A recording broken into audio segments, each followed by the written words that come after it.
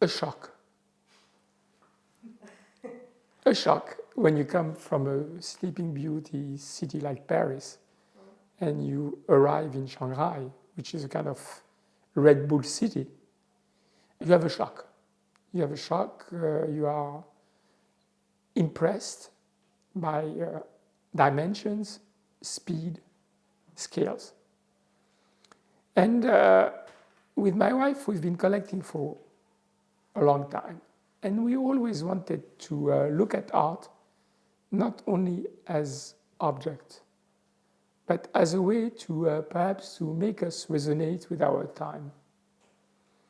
And since art is one of the mirror of a society, we wanted to, through contemporary art, I shall say, to mirror what was happening in this transformation of the Chinese society. So we decided to go into this crazy journey. Crazy journey because, you know, when you live in Paris, you don't speak the language. To just make a collection based on Chinese contemporary art is quite a challenge. I think what is important is that every collection is a personal journey. You know, there is no good or bad collection. There is no big or small collections. There is no Olympic Games of collections. Everybody look at his collection as his personal journey. With my wife, we were always interested to use a collection as a way to push our boundaries. To push our boundaries in terms of curiosity, to push our boundaries in terms of encounters with objects and with people. And we've been collecting for 40 years, and we always had this idea that the collection was not just about objects. So when we began to collect in 2005, we decided to make this collection in 2005. As I said to you, make a Chinese collection when you live in Paris, it's okay. When you said something like that, how do you do it? We met Chinese artists in Paris, and we said to them, help. We would like to make a collection of Chinese contemporary art. Can you help us? And they said, okay. What type of collection you want to do? Is it for to decorate your home? Is it an investment collection? Is it a museum collection? We said no, we want a museum collection. For many reasons. I think that one of the most important reasons was that at this time there was very few museum type collection in China devoted to Chinese contemporary. And so, okay, they said, if you want to make a museum type collection, do you know what does it mean? I said, okay, what does it mean? And they said, first, it means that you will be collecting all types of art, mediums. It would be painting, photos, installation, digital art, sculptures. It will be something already not only paintings. We said, okay. They said also, you know, Chinese artists are not Flemish artists. They used to create on big scales.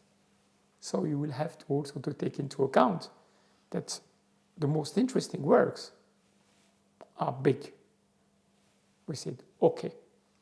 And they said, since you say that you want to make a museum type collection, how are you going to open it to the public and make it public?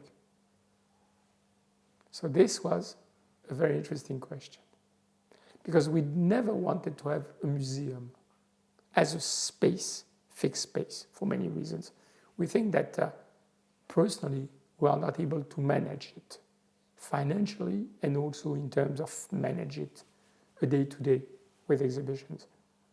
I think it's very difficult to do it, but I really admire the people who open museums. I think it's a great sense of generosity, but it's not our story. And so what happened 2005, beginning of YouTube? And we said, let's put the collection on the internet. Let's try to go to a kind of phygital model. And so we decided to put the collection on the internet also because we wanted to share it with the Chinese people. And so we decided from this time to go to something which was this phygital model and to, I shall say, to surf on this beginning of the digital wave. Because the smartphone is 2007. So we went from a website to Second Life in 2009, an iPad 2011, 2015 VR, 2020 a video game with art, 2021 the metaverse, and now we are in immersive spaces plus artificial intelligence. And why we've done that? Because we thought that art should also resonate with its time. Not only in the way it's created, but also in the way it is experienced. This was the first reason. The second reason, which was for me also a fundamental reason, is the transformation of the human being. I was born 100% Homo sapiens. And with this tool, I am perhaps 70% Homo sapiens and 30% Homo numericus. And the young generation, they are 50% Homo sapiens and Homo numericus. But more than that, today, with your avatar, you will have to manage different types of identities. You can be a man, a woman, an animal. You can be young, old. And you will have to manage different types of identities in the virtual world. It's already happening in the video games. It's already happening in Fortnite. More than that, when I will look at a smartphone, I don't know if the person in front of me is a real person or a virtual person. And to finish, Elon Musk wants to put us a chip in the head. And perhaps we'll have a man plus plus in the future. All that will happen within the next 5 years.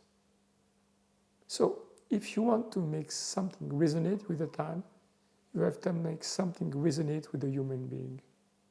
So this is how we moved to this kind of project. I never give advices, I never give advices. I think that everybody should make his own experience. But the only thing I can tell you, and this is really, I'm absolutely 100% sure, collecting as a journey can make an ordinary person have an extraordinary life. Not because only encounters with the works, but encounters with the people, encounters with the ideas. So I really encourage people to go into this journey where, and it's not a question of a huge amount of money, it's a question of being interested, involved, being active, taking this as a way to make your life a better life, and not just about trying just to buy or to sell something, to have a wider view of what could be this kind of experience of collecting. Personally, I'm always a little bit reluctant with buzzwords. Hype and buzzwords are not for me the way to look at things. Perhaps my gray hair make me look at things a little bit different than just try to, to follow the herd. I think, once again, art lives with its time. And as I said to you, the time in which you are living is very different. It's different also because the human being is different. So naturally, art will mirror these differentiations. And naturally, at a certain time, all what you said, NFT, blockchain, they would be part of our world. Because more and more, as I said, we'll have a digital twin as a human being, as artworks, as experiences will have a digital twin. And so this digital twin will have its own life, its own market, its own preservations, its own way to be experienced. And this will bring us to all what you said. So I think the future will be made of that. Why destroy? Perhaps enhance. Perhaps enhance. Perhaps, it's always very interesting that people always say it's that or that. It's not cheese or dessert. It can be cheese and dessert. If you look at the music industry, you have 3 ways today to experience or consume music. You have the authentic way. I go to a concert. We have the digital way. I go to Spotify. But where do people discover music today? Is the video clip, which is an image plus the original sound. And people accept it. So why art should not be also made of different types of experiences? That's my point of view. So nothing would be destroyed. It's exactly with the artificial intelligence debate at this moment. Is artificial intelligence going to destroy the human way to think? I don't think so. Adobe and Photoshop has not killed photo. And photo has not killed painting. And television has not killed movie. It's different types of experiences. And I think this is very important, is always to know what you're looking at. If I'm looking at a film, I'm not looking at something real. And I don't want to compare. I just look at it with the eyes of the experience that I'm looking at. I've been in China 6 months ago, but for 3 days, and I haven't been there since the COVID.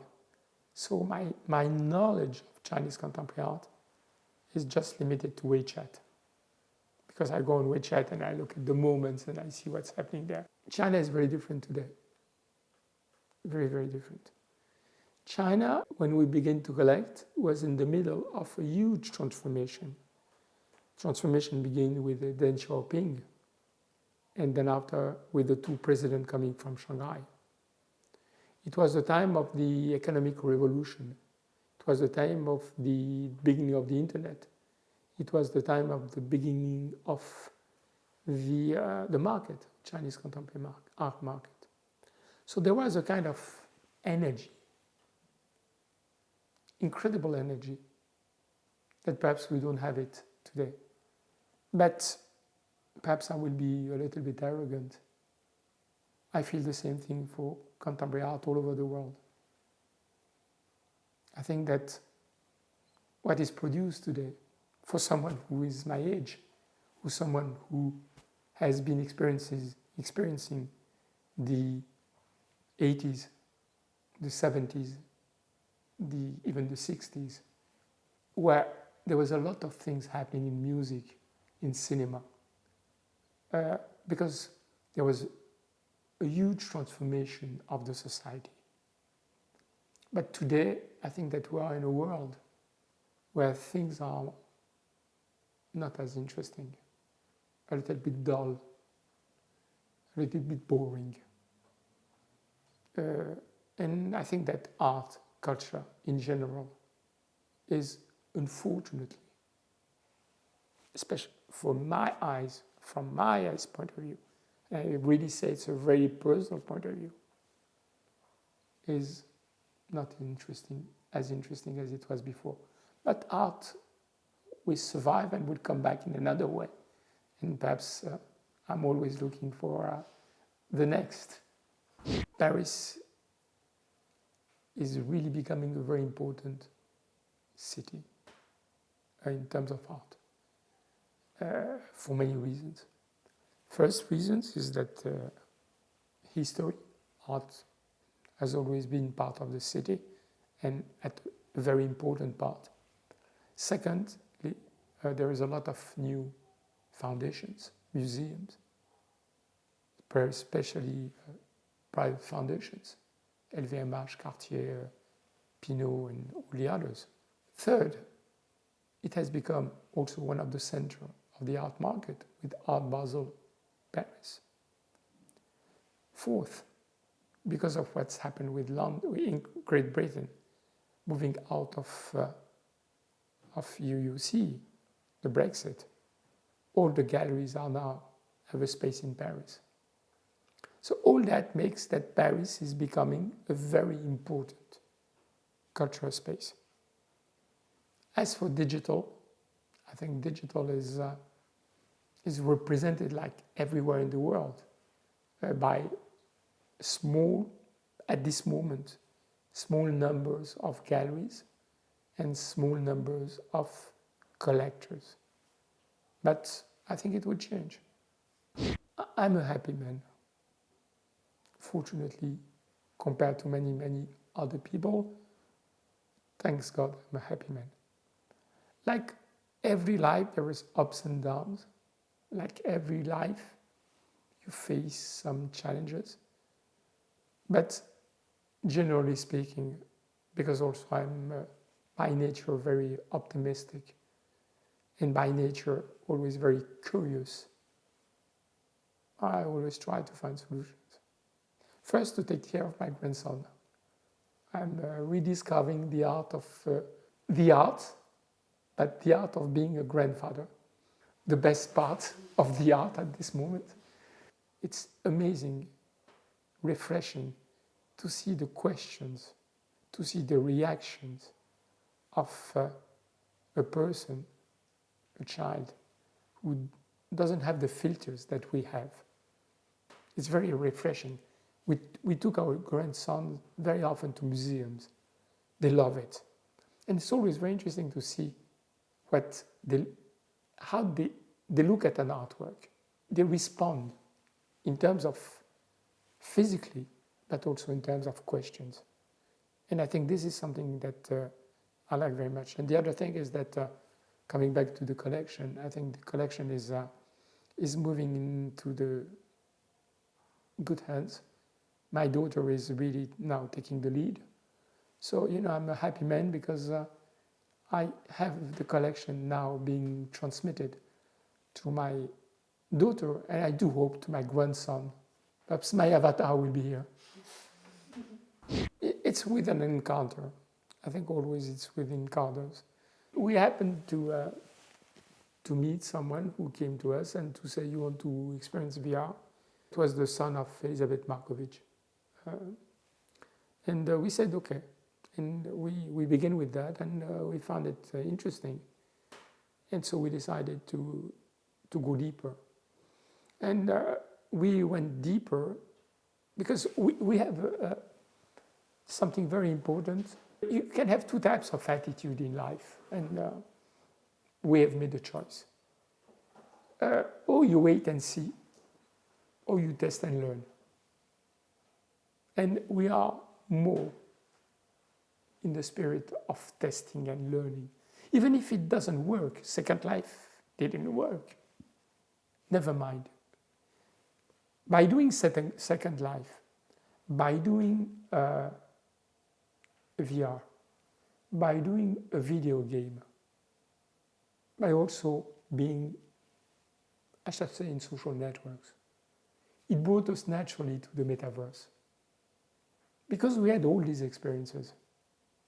So if you just wait the metaverse to be the metaverse, and if you don't have all these experiences, it will not be the best way to get into something. So once again, what is important is to surf on what you think is important in terms of the society and to make it become personal. This is very important. It's not VR. VR, I don't care. Today's VR, tomorrow it can be hologram, whatever.